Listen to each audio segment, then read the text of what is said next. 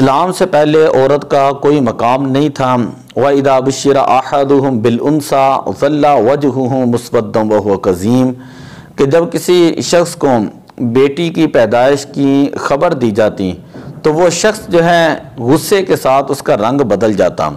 یتوارا من القوم من سوء ما بشر بہ، اب وہ اپنی قوم سے اپنے چہرے کو چھپاتا پھرتا کہ اس کو کیا بشارت دے دی گئی۔ ایمسکو علی ہون ام یدسہ فی التراب کہ کیا وہ اس کو ذلت کے ساتھ اپنے پاس رکھ لیں یا اس کو جو ہے وہ مٹی کے اندر دفن کر لیں۔ یہ اسلام سے پہلے کے حالات تھے کہ جب کسی کے ہاں بچی پیدا ہوتی تو وہ اس کو زندہ درگور کر دیتے تھے، لیکن اسلام آیا، اسلام نے آ کر عورت کو عزت عطا فرمائی، مقام عطا فرمایا، وقار عطا فرمایا۔ اگر بیٹی ہے تو اس کا مقام بتایا، بیوی ہے تو اس کا مقام بتایا، ماں ہے تو اس کے قدموں کے نیچے جنت کو رکھا، اور ساتھ ہی یہ بھی بتایا کہ عورت کی عزت چادر اور چار دیواری کے اندر ہے۔ حدیث پاک کے اندر آتا ہے، نبی اکرم صلی اللہ علیہ وسلم نے فرمایا المرأۃ عورۃ کہ عورت جو ہے وہ چھپانے کی چیز ہے۔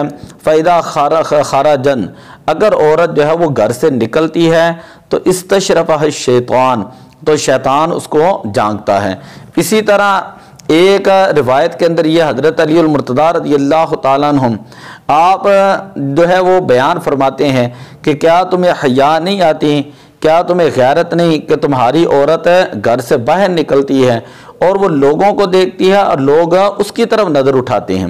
اسی طرح سیدہ کائنات حضرت فاطمہ الزہرا رضی اللہ تعالیٰ عنہ سے پوچھا گیا کہ عورت کے لیے کس بات میں بہتری ہے، تو آپ نے فرمایا کہ عورت کے لیے یہ بہتر ہے کہ نہ وہ مردوں کو دیکھیں اور نہ مرد اس کو دیکھ سکیں۔ الزواجر جلد نمبر 2 کے اندر یہ روایت موجود ہے۔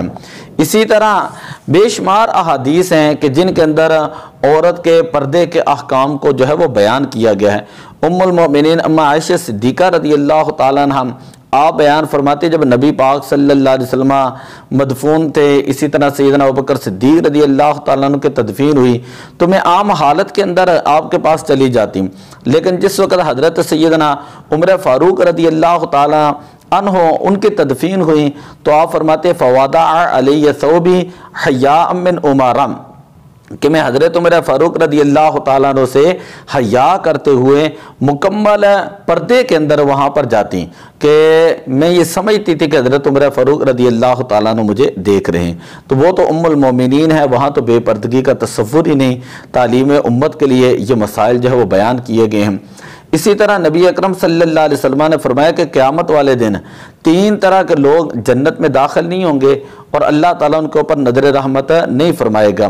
فرمایا کہ ان میں سے ایک شخص شراب پینے والا ہے، دوسرا وہ شخص جو ہے مردوں کے ساتھ مشابہت اختیار کرنے والی عورتیں ہیں، اور تیسرا دیوس آدمی ہے کہ جسے اپنی عورت کی غیرت کی پرواہ نہ ہو۔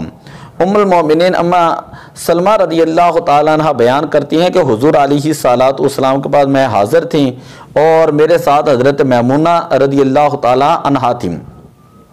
اچانک حضرت عبداللہ ابن ام مکتوم تشریف لائے تو حضور علیہ الصلوۃ والسلام کی خدمت میں جب وہ حاضر ہوئے تو حضور علیہ الصلوۃ والسلام نے فرمایا کہ تم ان سے پردہ کرو۔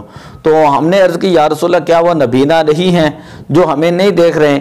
تو حضور علیہ الصلوۃ والسلام نے فرمایا وہ تو نابینا ہیں، کیا تم بھی نابینا ہو؟ کیا تم انہیں نہیں دیکھتی؟ ترمذی شریف ابو داؤد شریف کے اندر یہ روایت موجود ہے۔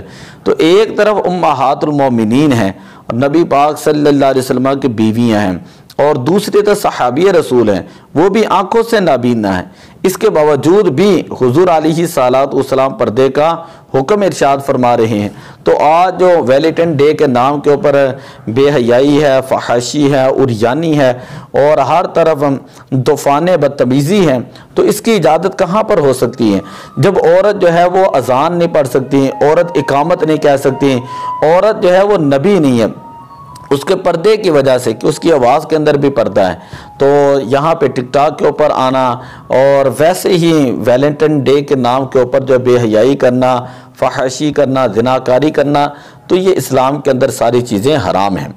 حضرت عمر فاروق رضی اللہ تعالیٰ عنہ بیان کرتے ہیں کہ حضور علیہ الصلوۃ والسلام نے ارشاد فرمایا لا یخلون رجل بامرأۃ الا کان ثالثہم الشیطان کہ جب جو مرد کسی غیر محرم عورت کے ساتھ تنہائی اختیار کرتا ہے تو تیسرا ان کے ساتھ شیطان ہوتا ہے کہ مرد اور عورت اگر تنہا ہوں غیر محرم ہوں تو حضور علیہ الصلوۃ والسلام نے فرمایا کہ تیسرا ان کے ساتھ شیطان ہوتا ہے۔ تو خبردار کوئی مرد کسی غیر عورت کے ساتھ رات نہ گزاریں سوائے اس کے کہ وہ اس کا خاوند ہو یا شرعی محرم ہو۔ تو یہ ساری چیزیں جو ہے اس بات کی دلیل ہیں کہ اللہ تبارک و تعالیٰ نے عورتوں کے لیے کچھ حقوق مقرر کیے ہیں اور عورتوں کے لیے کچھ چیزیں ہیں کہ جن کو وہ اگر فالو کریں گی تو اس کے اندر ان کی عزت بھی ہے، ان کا وقار بھی ہے اور ان کے والدین کی بھی عزت ہے۔